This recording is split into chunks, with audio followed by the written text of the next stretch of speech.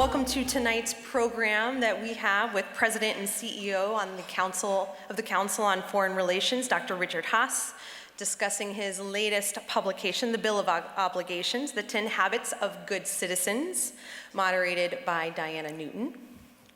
Before we get started, I'd like to thank the Sumners Foundation, our sponsor of today's program, and extend a warm welcome to all of the Sumners scholars that we have in the audience this evening. Thank you very much for joining us. The mission of the Sumners Foundation is to encourage the study, teaching, and research into the science and the art of self-government to the end that the American people may understand the fundamental principles of democracy and be guided thereby in shaping governmental policies. Here is a little more about the Sumners Foundation. We come from different walks of life and follow different paths. Pursue different professions, practice different traditions. We are different. Yet one thing unites us. We are Americans. We are the Sumners Foundation, developing a network of thought leaders around the founding ideals of self-governance by funding scholarships and investing in programs that educate and engage Americans. The Sumners Foundation, on the job since 1949. As the Council's founder, H. Neil Mallon, wrote to President Eisenhower in 1952, 1 year after we were founded in 1951, our task is to interpret events on the world scene to citizens of this area and to give them a sense of participation so vital to democracy in the actions and policies of our country. Any real success accruing to our nation's conduct in world affairs must be solidly based on public understanding and approval. I think that's pretty powerful. I want to give a very special thank you to the Council on Foreign Relations and the Dallas Committee on Foreign Relations. Thank you very much for your partnership tonight. We are so lucky and thrilled to have you in our orbit and us in your orbit, and we appreciate you, so thank you. Thank you also to the Warwick Melrose Hotel for hosting us this evening. We have some students and teachers in the audience today from across the region. The Council's Global Young Leaders Program provides essential opportunities for educators and students to engage with our programming, and we're so happy to have you all with us. Thank you to Linda and Richard Schaefer for your support of our Global Young Leaders Program. And also I want to finally thank our institutional members, NEC Corporation of America, PNC, Lockheed Martin, and Haynes Boone. And speaking of membership, if you are not a member of the World Affairs Council yet, please join us. We're a members-based organization. We have many options on our website at dfwworld. We'd love to have you join our group of engaged citizenry, so do join us. Thank you very much. And so look at our events, look at our membership options on our website at dfwworld.org. And with that, I want to remind you to turn off all of your devices. We don't want to miss a minute of this important conversation. So thank you for doing that. And now I would like to welcome David Cole to the podium. He is the president of the Dallas Committee on Foreign Relations. David, thank you very much.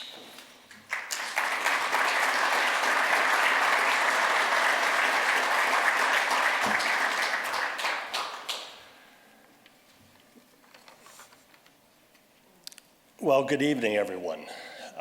Before I get into this, I just had a couple of words for Richard. I was trying to think of when I first became acquainted with him, and it was in the middle of debates that my wife and I used to have early in the morning, watching a certain television show. There were certain people that were now husband and wives on this show, and it was so interesting. Just the dialogue around that. But when we first thought about trying to vision this program, I so appreciate Irina's help, Liz's help at the World Affairs, and the Dallas Committee because we understood that there was an opportunity to recognize and also acknowledge Richard for the service, the influence, how he has helped shape foreign relations, and also helped to advance United States interest. So, Richard, thank you for that. But that's not all he did. There's this little book that's sitting up there that you're probably going to hear about. And the book, which is the Bill of Obligations, really provides a practical and a fresh approach to really helping save democracy. And it also tells us what we need to do. This is positive and it's constructive, and it has a sense of optimism throughout. Aren't those things that would be nice to have? Positive, constructive, sense of optimism. So if you haven't had a chance to read it, it comes highly recommended. Dr. Haass is the president and CEO of the Council on Foreign Relations. He's a veteran diplomat and prominent voice on American foreign policy and has been for a very long time, last 20 years. He has extensive government experience. He has served as a special assistant to President George H.W. Bush from '89 to '93, and senior director of the Near East and South Asian Affairs on staff of the National Security Council. Prior to that, he served in the Department of State from '81 to '85, and in the Department of Defense from '79 to '80, as well as a legislative aide in the U.S. Senate. I don't know about you, but that sounds pretty busy to me. And it's touching a lot of different places. In the early 2000s, Dr. Haass was the Director of Policy Planning for the Department of State and Principal Advisor to Secretary of State Colin Powell. In 2013, he received the noted Tipperary International Peace Award for his efforts to promote peace after serving as the chair of the multiparty negotiations in Northern Ireland, one of the successes that we can look to in terms of what is possible. Our moderator tonight is Diana Newton, Director of the Towers Scholar Program and Senior Fellow at the John Goodwin Towers Center for Political Studies. She previously taught at the Lyndon B. Johnson School of Public Affairs at the University of Texas in Austin. Before moving to Texas, Newton was an International Affairs Fellow at the Council of Foreign Relations in New York City and a Hitachi International Affairs Fellow at the Japan Center for International Exchange in Tokyo. She was also quite busy. So please join me in welcoming Diana Newton and Dr. Richard Haass for what will prove to be undoubtedly a really interesting conversation. And you do what you're told. When it matters, but. Thank you so much. Thank you all for coming. Thank you so much to Liz Brailsford and the World Affairs Council who made everything today seamless. Thank you to the Dallas Committee on Foreign Relations that worked really hard behind the scenes to pull this all together. Thank you to the Council on Foreign Relations and to Irina for letting Richard put Dallas on his itinerary. I think we're all so thrilled that he could be here, and really appreciate those introductions. So I'm just going to dive right into the book, which I really enjoyed, and I echo David Cole. I highly recommend it. So personally, I really liked the way you framed rights as necessary but not sufficient. And you explained how rights come into conflict with one another all the time in a democracy. And I think your book, The Bill of Obligations, sort of offers a roadmap for navigating that in a democratic society. But can you share with us how, from your seat at the Council on Foreign Relations, you came to the idea of pairing obligations and rights, and whether or not you got any pushback from critics on not putting rights first? First of all, great to be back in Dallas. I can now filibuster for the next half hour and avoid Diana's question. Great to be with the World Affairs Council. Turns out we were, the Dallas chapter and I, we were both founded in the same year. So we have that in common. And thank you to the Dallas Committee and David for those remarks, exceedingly generous. And thank you, sir. So let me talk about obligations. Right? Look, rights are central to the American experience. Think about it. If we were to free associate the word democracy, very quickly we talk about things like freedom and rights, obviously basic. And if you look at the American experience, the only reason we have this Constitution, which is essentially the second Constitution, the first one didn't work out so well, the Articles of Confederation, but several states based their ratification of the proposed second Constitution on the ratification of the Bill of Rights. And the reason is, at the time, the entire mindset was so preoccupied with the dangers of concentrated power, for good reason. We had just broken away just a few years before from Great Britain. So people who were fiercely pro-independence, like Patrick Henry, were also fiercely against the new Constitution, and essentially raised the question, why are we trading a British tyranny for an American tyranny? Very uneasy. So it became clear very quickly that when people gathered in Philadelphia and quickly gave up the idea of amending the Articles and came up with the idea of writing this new Constitution, that the only way to get widespread sufficient support was if certain protections, essentially more than anything else, of states against the federal government. Took things like the 14th Amendment to make it for individuals against governments of any sort, but that's getting ahead of the story.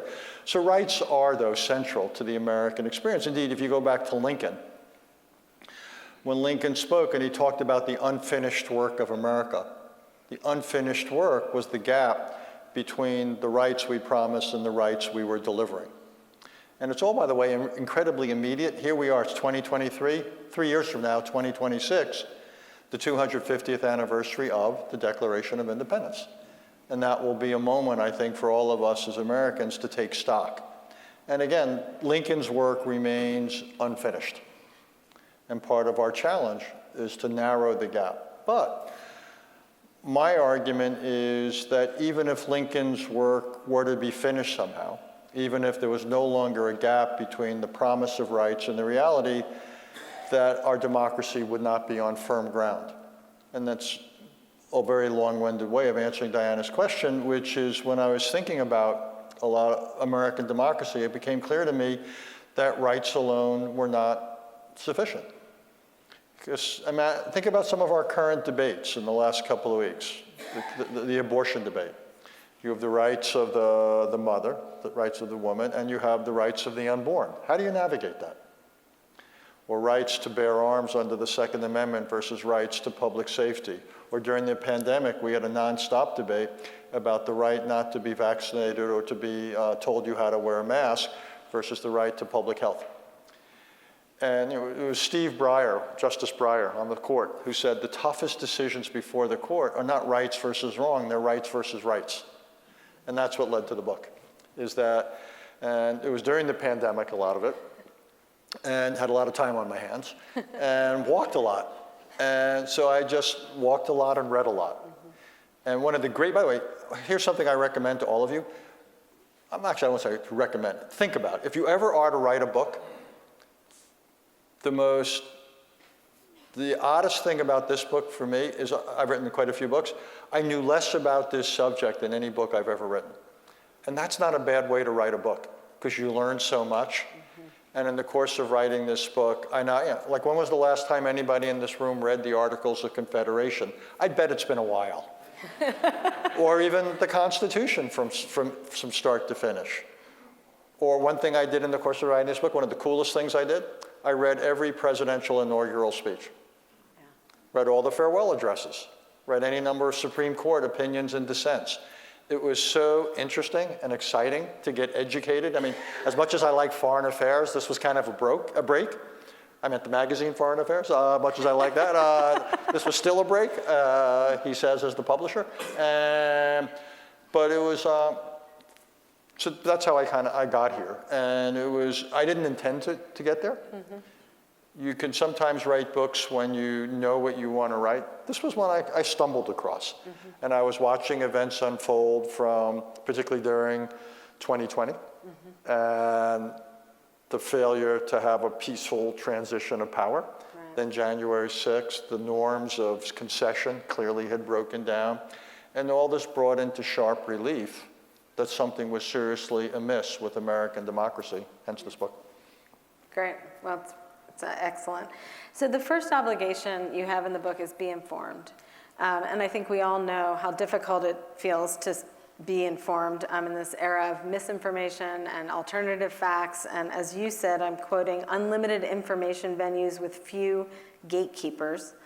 I just wanted to actually also then talk in obligation 6, value norms. You talk about, and I'm quoting again, elected and senior appointed officials should accept the independent role of the media. Legitimate journalists, as opposed to political activists masquerading as journalists, ought to be treated with respect. Has the fundamental shift in the ways that we get our news blurred the lines between what I'll call the honest broker newscaster and an agenda-driven activist who is masquerading as a journalist? And what about the demise of local and regional news outlets? How has that all played out and how we get our information? To answer the first half, yeah, we've got, there's a serious problem out there. Look, it was Jefferson who basically highlighted the importance of a free press to a democracy. And it's essential. It's the only way to hold people accountable. It's the only way to shine a light on what is going on. Authority, by definition, exercises power over the rest of us. Well, we need the press to shine a light, to be something of an intermediary. We don't get a chance always to ask questions. Well, they do. So, and it's you know, Jefferson again talked about how important it was to be informed citizens. Reagan talked about not patriotism, but informed patriotism, which again is central to, well, the press is one of the principal conveyors of information. You know, to quote somebody else, Daniel Patrick Moynihan, you know, everyone's entitled to his or her own opinion, but not to his or her own set of facts. Right. We have got to have facts as the basis of the political public marketplace of debate. I did your local radio show today, and was it Kara Think? Yeah, K-E-R-A. K-E-R-A, yeah. Chris Boyd. With Chris Boyd, who, by the way, is great, perfect example of a great local journalist. And we were talking about, as the example we used in the conversation was the debt. And I said, you know, okay, we have this debt that's $31 trillion. That's a fact. You can't have a different view of the debt other than that. You can't say that that's 22 billion or 40. It is what it is. Now, we could have very different views on how we got here, on causality. We can have very different views about whether this is a problem or not, or how severe of a problem. We could obviously and will have very different views on what, if anything, we ought to do about it. That's the stuff of conversation. But you can't have the conversation without the premise, which is, and that applies to virtually any other issue. Yeah, but we got a problem now. We live in a world of tons of information. It's the great irony or contradiction of the age. We've never had more information. We've also never had more misinformation. Part of the problem is social media. Hint, it's called social media. It's not called serious media. It's social media. You want to go there and hang out and have fun and watch cat videos, knock yourself out. But it is not where you should be going. There's no gatekeeping, there's no editing, there's no authentication. So one thing is, go to serious places. Second of all, go to more than one. God forbid anybody in this room were to go to a doctor and get a diagnosis that were serious. Well, the first thing you would do is what? You'd get a second opinion. I would think American democracy and its future is a pretty serious thing. Why wouldn't you get a second opinion there? So if you read the Washington Post, read something else. Read the New York Times or read the Wall Street Journal. Or if you watch MSNBC, great. But then also turn on Fox for a bit.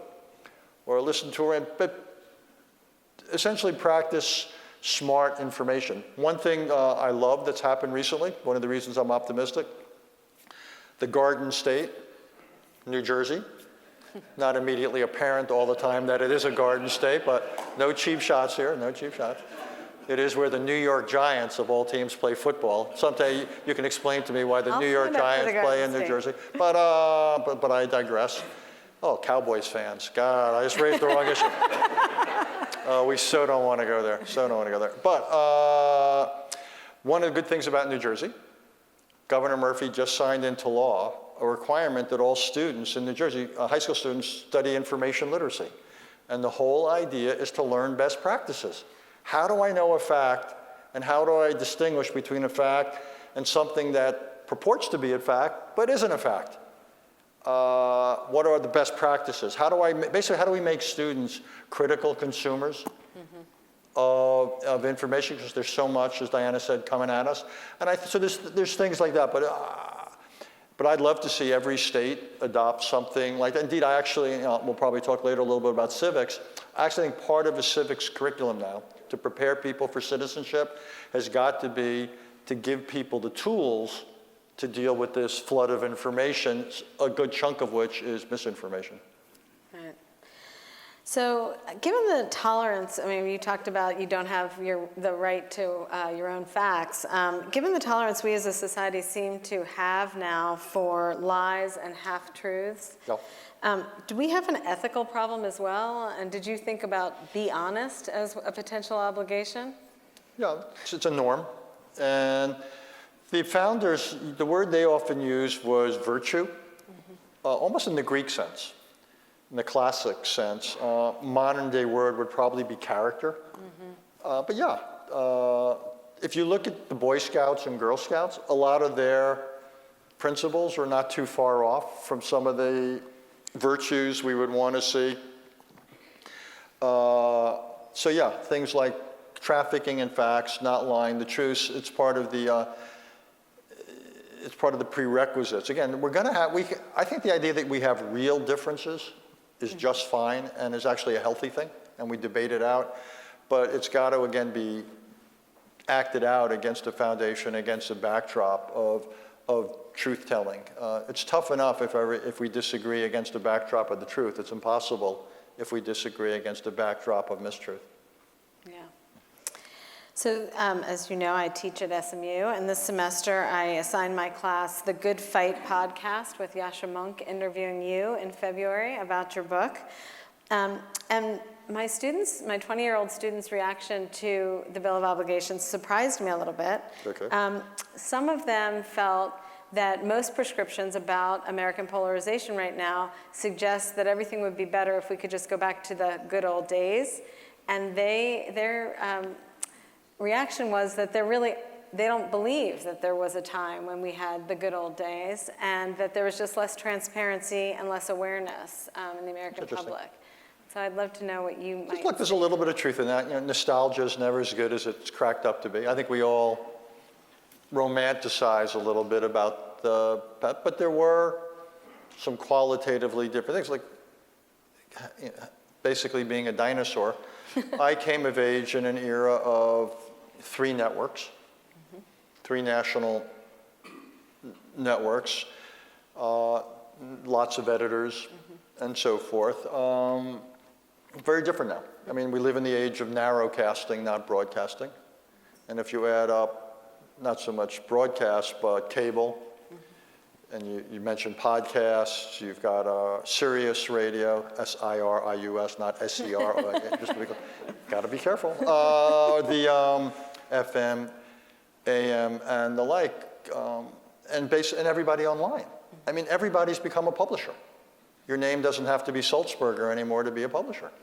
Essentially, social media allows us all to be publishers. Indeed, on Substack, thousands, if not tens of thousands of, I don't know what the numbers are now, where people are publishers. So I think there's more out there. It doesn't mean that it's more transparent. Yes, there are some investigative things like ProPublica and whatever, but there used to be scoops and reports. I mean, the Pentagon Papers did come out. Right. It was the Washington Post and the New York Times 50-odd years ago, give or take. So newspapers have been reporting and so forth. So I'm not quite sure how to react. It's not that things are necessarily better or worse. They're just different. And I think the question is that, I mean, think about it. This democracy was founded close to 2.5 centuries ago. When we were formed as a country, we were 3 million people. Now we're edging towards 340 million. The technologies were fundamentally different, and so forth. So on one hand, part of me is amazed we still exist. It shows in some ways the adaptability and the flexibility of democracy. The idea that 2.5 centuries later, we've only had 27 amendments to the Constitution, 17 after the Bill of Rights. Yet we're still here, we're still in business. And part of me says that is extraordinary. And that we've been as dynamic. It is to me, by the way, the great structural advantage of democracies is not that they get it right, but they're better at dealing with the fact that inevitably you sometimes get it wrong. Much tougher for non-democracies, for authoritarians, which tend to be more brittle so. We are where we are. My only urgency in this, and I don't pretend to have the answers, but I do want there to be a conversation in groups like this and more broadly about, okay, my friends in the Navy would call it a rudder check. We need a rudder check. We need to basically say, do we need some mid-course corrections here? Because this system is old, and it hasn't kept up in every way, and things have changed about how we fund our politics. The media landscape has changed. The population's more than 100-fold larger. It would be passing strange if what we'd inherited were still adequate. And my hunch is, if I'll give you one image, which I find useful. If you think of citizenship as a coin with two sides, one side is rights, one side is obligations. Yes, as I said, the right side is not complete, but a lot of our politics are about rights. The other side of the coin, the obligation side of the coin, rarely gets any attention at all. It's been, 60 years since Kennedy asked not what you can, what the country can do for you. Well, we've asked not, and we've got to start asking. That's simply my point. So along the ask not lines, you talk a little bit about national service, the idea that we should value government service. And I'm wondering if you feel like people are receptive to that. I mean, it seems to me that would help with the common identity issue, which 100%, we talk about. Yeah, it was interesting. Right after the book came out, I was in Washington for dinner, and congressmen and women from both sides came up to me and said, we'd love to work with you on national service, which I took as a really encouraging thing.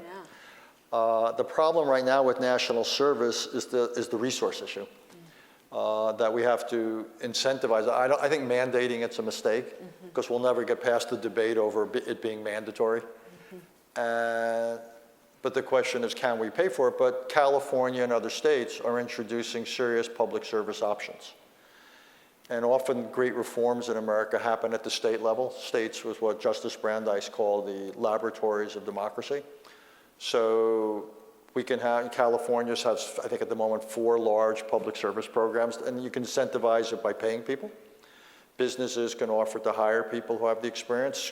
Universities can give preferential admissions to young people, say, who would have a year or two. So there's things you can do to incentivize. That can be a training component. But I think it's great, not just for that. It's the best way I know, and you were getting at it, Diana, is to give Americans who would normally never come into contact with one another a bit of a common experience.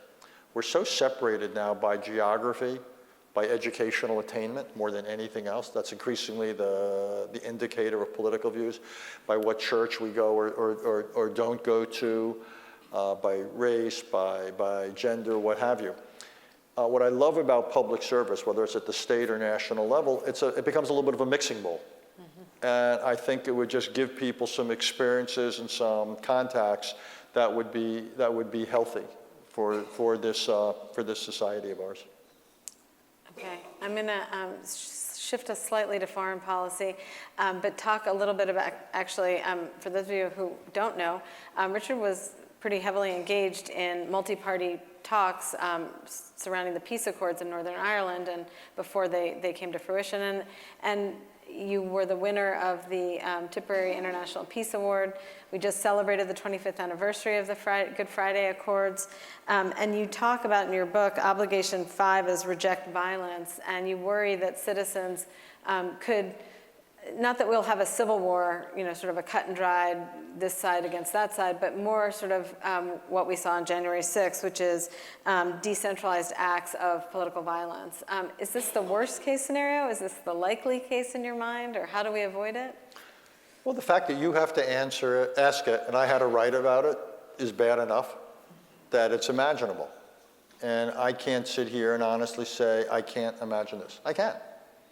And we came pretty close a couple of years ago. One of the good things that happened during the lame duck a few months ago, Congress, was the passage of a reform of the Electoral Count Act of 1877. For those of you who didn't focus on it, you're forgiven. But it'll actually makes us less vulnerable in 2024 to what nearly happened in 2020 in terms of how we deal with the choice of slates of delegates to the Electoral College, how they can be challenged, and so forth. So the machinery got a little bit better. And it was and it was bipartisan, by the way. And didn't get a lot of attention. Might be the most important thing the previous Congress did, just for what it's, but yeah, I worry about the violence. I worry about, I can imagine, I'm actually surprised it hasn't happened, where you have people protesting for whatever reason and others can wade into the crowd. We've seen a little bit of it in Charlottesville and other, but like, it can happen on a larger scale. I can imagine selective assassination of judges. There's been threats about it, attacks on journalists. So yeah, it can happen here. I'm not saying it will happen here, but it can happen here. So, and Northern Ireland had a big impact to make. I was there 3 years as the US envoy, and then again for 6 months as the international mediator. I saw what it did to a society, and they're still living with some of the consequences. And so we shouldn't have the arrogance that it couldn't happen here, we're somehow different or better. And we're obviously the most heavily armed society on the planet. So if it were to happen anywhere, we're, in that sense, it could, and I'm not worried about Civil War 2.0, but I am worried about this. And what you learn in places like Northern Ireland, or we've learned from terrorism, is small numbers can have outsized impact. Years ago, I lived in Washington, and there was, I think, a father and a son, I could be wrong about this, but 2 people, and they started attacking individuals when they were going to fill up their cars. It was father and son. Snipers. Yeah, and so you'd go and get your car filled up, and you'd be shot. And suddenly filling up your car with gas became the kind of, well, do I really want to do this now? Which is crazy when you think about it, that you have to worry about that. And it just shows you, we just went through the pandemic. And you saw what happened with how life in a modern society can so easily get disrupted. So yeah, I take small amounts of violence could have an outsized impact on our ability to go to work, go to school, essentially go about our lives. So yeah, I do take the danger seriously. And one of the things I talk about is there's distributed responsibilities in this book. One of them is for religious leaders. That they have got to step up. We think of it's not an original line for me, we think that the role of religious leaders is to comfort the afflicted. I think just as important, they've got to afflict the comfortable. They've got to stand up and say, there is no place in America for using violence to promote your political ends, even on the issues we care most deeply about. That is right. They've also got to stand up and talk about our responsibility to one another. That's scripture. We're our brothers and our sisters' keeper. Well, who better than religious leaders to talk about that, or civility, or openness to compromise? So yeah, I think they've got to do their share. And that's in some ways the argument in my book. American democracy is not going to be saved from above. If it's going to be saved, it's going to be saved from below. Just to follow up on that, what is the role of organizations like this? World Affairs Council, Council on Foreign Relations, DCFR? Well, one is to make informed citizens, that we can't succeed as a country if we're not informed about the world, either what, because as we learned, what happens in Wuhan doesn't stay in Wuhan. However it started, it comes here. And we have to make smart foreign policy choices about what it is we do and don't do. So I think all that is, there's that. But also, I gave you a few minutes ago the idea of a coin with 2 sides, rights and obligations. Think of a second coin. These are the old days when you used to travel around with several coins in your pocket. And the other coin is where national security has a foreign policy element, but also this. a domestic element. And groups like this, I think, have to understand national security as about more than simply foreign policy. Yeah. This is the stuff of national security too. We will not have the resources if we can't pass legislation. We won't have the bandwidth if we're divided and polarized as a people to have a foreign policy. So yeah, so what we're talking about here, it's always groups like this, and I've done it at the council, working with Irene and others, is we've expanded our definition of what counts as national security. It can't just be the traditional stuff the State Department does, as important as that is. It's got to be something now much broader. We've got to understand national security through a broader framing. Okay. So now I'm going to ask one more question on foreign policy. I'm counting on one of you to ask a question at least about China or Taiwan. I'm going to throw it open to the group after this. But you just published a really thoughtful and comprehensive piece with Charlie Kupchan in Foreign Affairs magazine on getting from the battlefield to the negotiating table with Ukraine and Russia. I think the actual title of the article, so you all can go home and read it, is "The West Needs a New Strategy in Ukraine." Can you talk a little bit about what you're proposing and why now? Happy to, or unhappy to, as you, however you want to put it. Look, I think this has been a remarkable year. If 14 or 15 months ago, we'd been meeting here, and you had said, okay, Russia's going to invade Ukraine, which we all thought was quite possible, and 15 or 14 months later, we would describe where we are now, I would have said, wow, that's really optimistic, given what we expected of the balance or imbalance between and Ukraine has done better at a high price, militarily, human life, the society, deaths, refugees, internally displaced at a very high price, but it's done remarkably well. It still controls roughly 85% of its overall territory going back to 1991. And it's a functioning place, really quite remarkable, in large part because of their own efforts, but also the role of the United States and the NATO allies and a few others. I'm increasingly concerned about a few things. One is our political willingness to sustain it here, our material ability to sustain it. The cupboards are getting a little bit bare. One of the deep, dark problems facing this country is we no longer have the defense industrial or manufacturing base that we need for one contingency, much less for thinking about two, including Asia, three, including the Middle East. We had a post-Cold War dial down. Well, the world, hasn't dialed down. So there's a real mismatch now between our capabilities and our actual or potential commitments. I worry again about the politics here. I worry about the politics in Europe. I also worry about the price Ukraine is paying. It's almost like the old line in Vietnam, we had to destroy the town in order to save it. I don't want to see Ukraine destroyed in the name of saving it. I want there to be a viable Ukraine. So we can stick with our current policy, but I also don't believe, even if we were to give Ukraine F-16s, what have you, I don't think it's going to decisively change the battlefield. I could be wrong, I'm wrong all the time, and if I am wrong, so be it. And if Ukraine gains the upper hand militarily, I would say great. But I'm skeptical, in part because I think the Russians have the ability, not just superior numbers, not simply that they're dug in, but I think they have external sources of supply that in extremis will supply them. And I would put China on that list. I believe China right now is too associated with Russia, and Xi Jinping is too associated with Vladimir Putin to allow him to lose. And China could send arms to Iran or North Korea or Belarus or whatever, and that could find its way to Russia. I just don't believe that Ukraine, no matter what, is going to be able to achieve a significant battlefield victory. Hope I'm wrong, but we're going to know soon enough. We're going to know in, say, 6 months. Well, then what? If on the off chance I'm right, do we say, well, we need 3 or 5 more years of this? That's going to turn things around? I'm not sure we can sustain it. I'm not sure Ukraine wants to sustain it in terms of the price it would pay. So I'm looking for something else. So my view is, yeah, let's give it this one more fighting season, but I'm skeptical. And what I want to do then is propose a ceasefire with several conditions. And I'd actually go to China and say, hey, you guys put out a peace plan. Well, let's see if you're serious about it. You got more influence on Russia than anybody. Okay, let's test it. And it would be to try to have a ceasefire. We'd give Ukraine, if they accepted it, all sorts of assurances in terms of NATO-like assurances, in terms of economic aid, military aid, and so forth.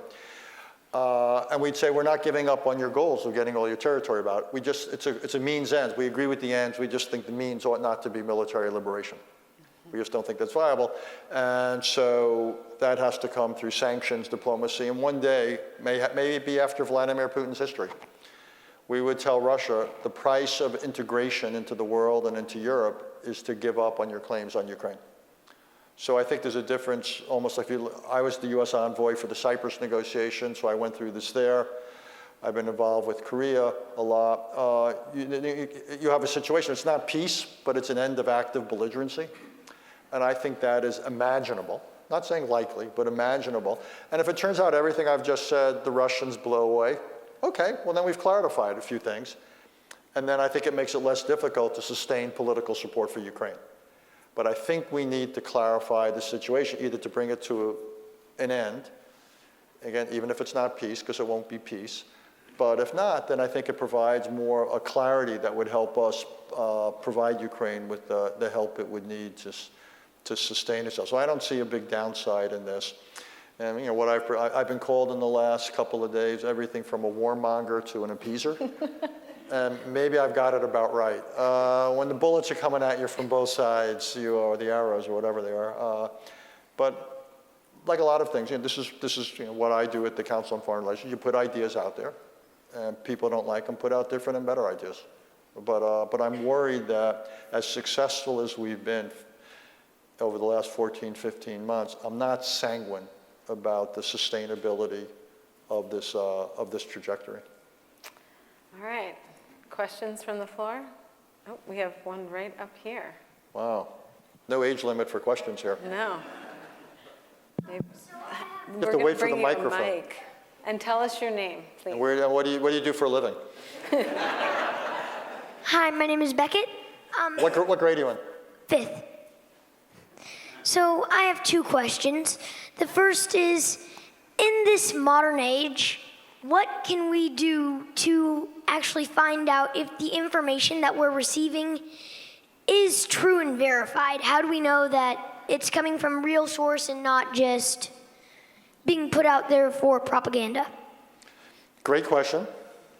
If I were your teacher, I'd give you an A.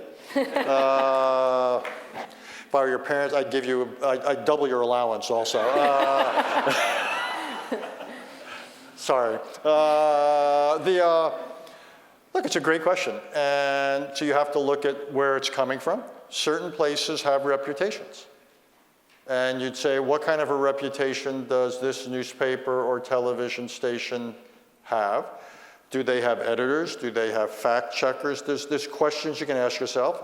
A second thing you'll do is you'll say, you won't just go to one place, you'll go to 2 or 3 places. And you'll say, are other places saying the same thing? Or are they saying different things?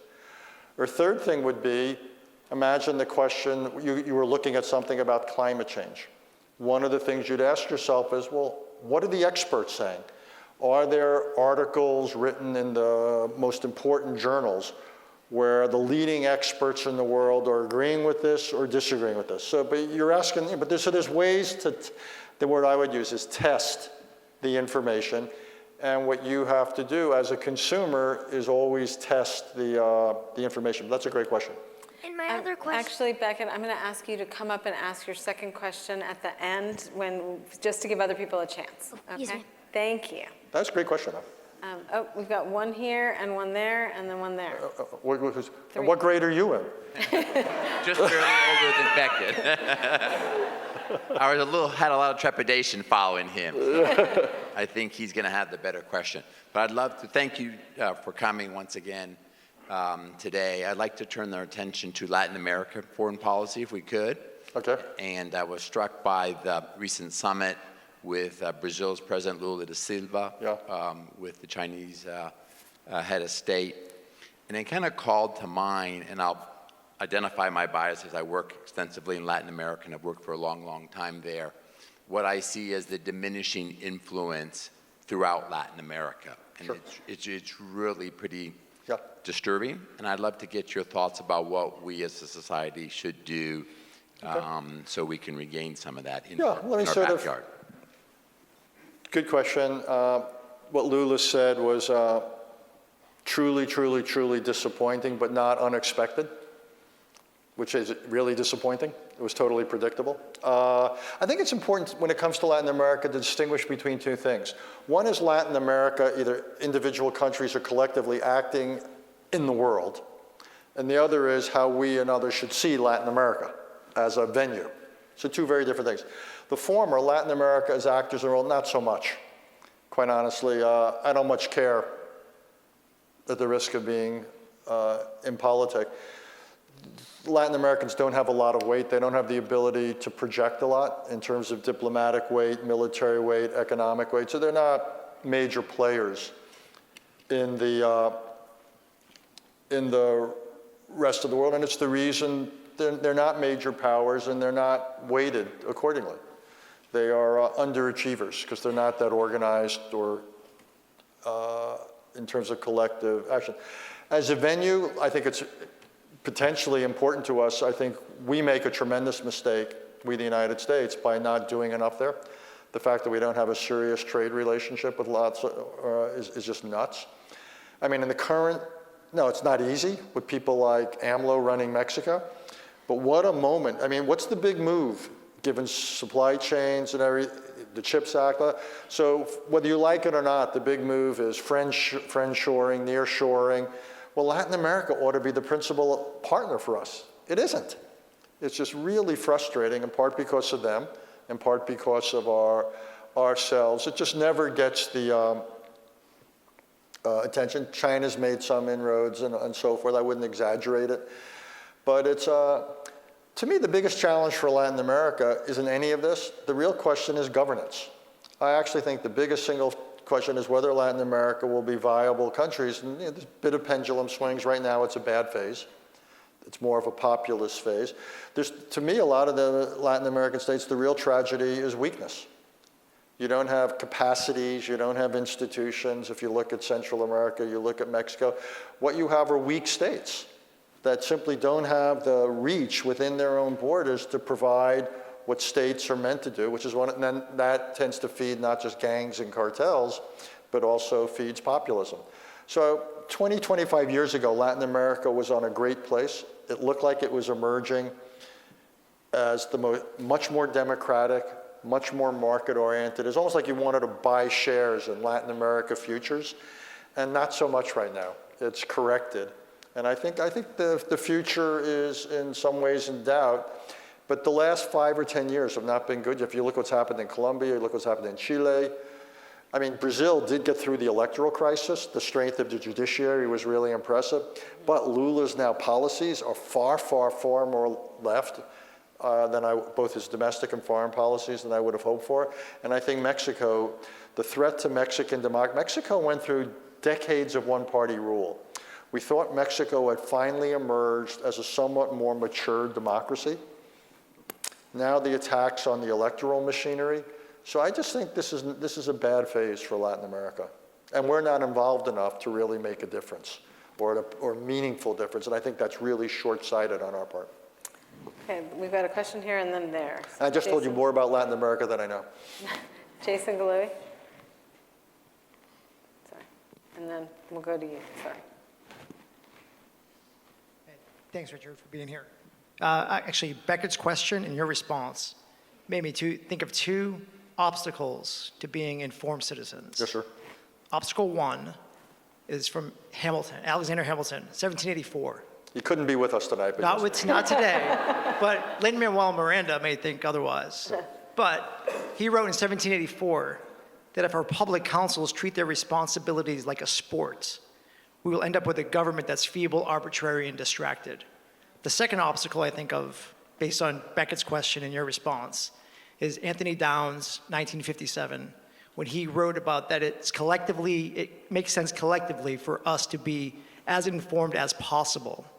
But individually, it's irrational to be informed because it's too costly to go get the relevant information.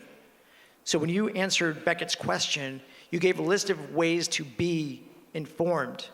But perhaps for the everyday citizen, that's very costly in terms of time. So how do we minimize that cost on the citizens? Couple things. Good question. One is, I probably disagree a little bit with costly in time. If people took half an hour or 20 minutes a day, one could have a degree of familiarity with the issues, and I would think it's worth it. But second of all, though, the best time to get people informed and to build habits to do this are in school. You know, the one thing Americans do is, at least through the age of 16, is they go to school. So I would think information literacy ought to be on the curriculum of every school. The other thing that ought to be on the curriculum of every school is civics. So can I beat my drum for a minute? Do your civics talk. I think it is as short-sighted as anything we are doing as a country not to have civics be a staple of our education. We have roughly 4,000 plus or minus 2- and 4-year colleges and universities in this country. You can graduate from upwards of 95, 98% of them and never having taken a course in civics. I mean, I don't know what it's like at SMU and all that. Sure, you offer the courses, but do you require them as a condition of graduation? No. And you tell students, you have to take 2 courses out of the following 62 courses in order to meet this requirement. So people can navigate those requirements. So you can graduate from SMU and you wouldn't know the Constitution if it hit you over in the head. And I don't mean to pick on SMU, it happens to be local, but the same thing could be said of virtually every Ivy League school. So there's that. Same thing about middle schools and high schools. And either we don't teach it or we teach a semester of it and it's not very good and so forth. So we ought to make a requirement, I would say. Indeed, if this book has one real lasting effect, I'm hoping I can trigger a national conversation about civics and to have it, to get it in our schools and to require, and then we can talk about what ought to be, how to flesh it out in terms of what would actually be taught. But that to me would help, that people would get a grounding and an understanding in the basic about democracy and why it's valued, what it takes for democracies to succeed. They'd be exposed to the basic documents. Information literacy would be part of a modern civics curriculum. And I think we would therefore give people a grounding in citizenship that they would take with them. And I take your point. There's at some point, you can't force people to be informed, and it's competing with everything else they've got to do to put food on the table, time with family, time to watch sports and all that. I watch ESPN before I watch serious stuff. I admit it. Though I will say tonight I'm here not watching the Knicks-Cavaliers game. I just want you to understand the full extent of my commitment to civics and to these issues. And if anyone does know the score, you're allowed to hold up a sign. But so look, I think, so that's where, again, I think the grounding in school becomes important. And I think also if people understand the connection about why government matters, and it gets over the cynicism.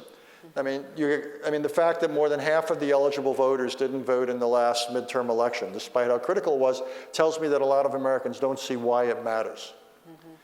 And it turns out it does matter. So again, we've got to draw the linkages. Yeah. But I think what you suggest is right, and it's a constant struggle. Like, you never get over the hump. You never get over the hurdle here. It's just something you've constantly got to work. Wait for the mic, please.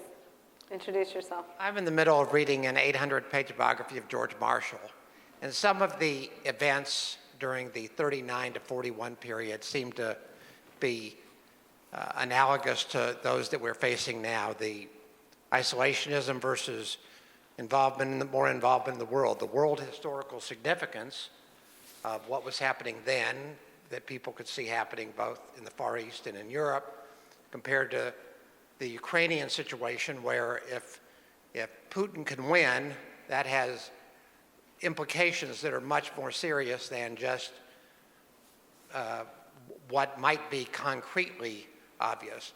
And I'm wondering, and this is really a kind of public diplomacy issue as well, whether there is value in public recognition of, and this is more of a general history question, whether there is value in the president or others making explicit analogies to prior periods, because history teaches us lessons, and particularly that period, because it pained me to hear you say, and I'll just end it with this, that there's a fear that the United States cannot respond to the need for material support when we still are the engine of democracy, and we can do anything we want to.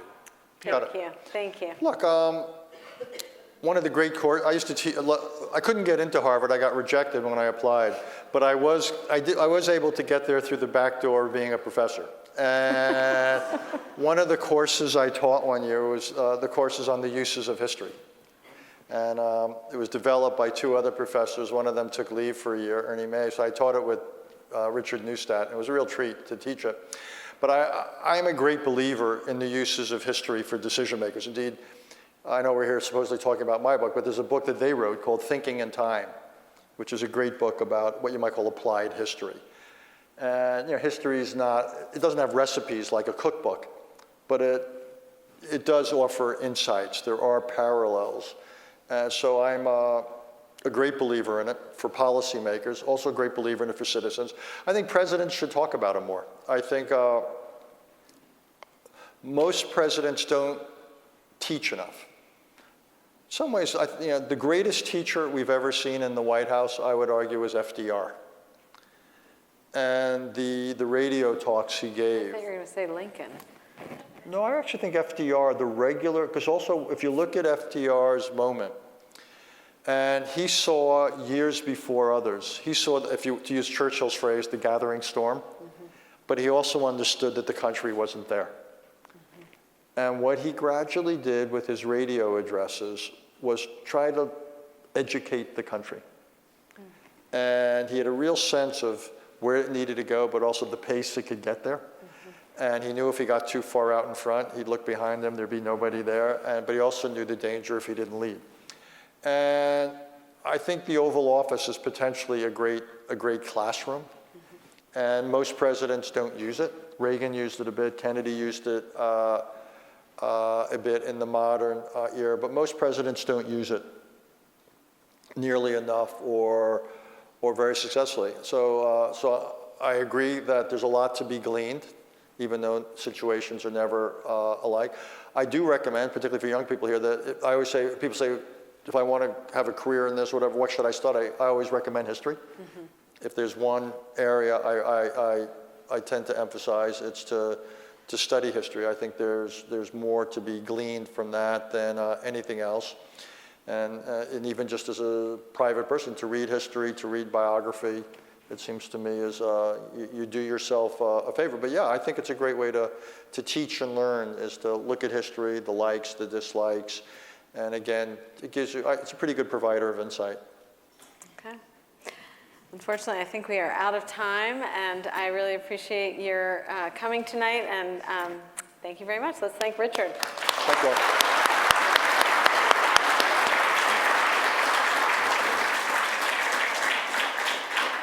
Thank you very much. I have to say that the council also works with around 1,000 high school teachers to reintroduce civics and global curriculum back into the classroom, so we agree with you there.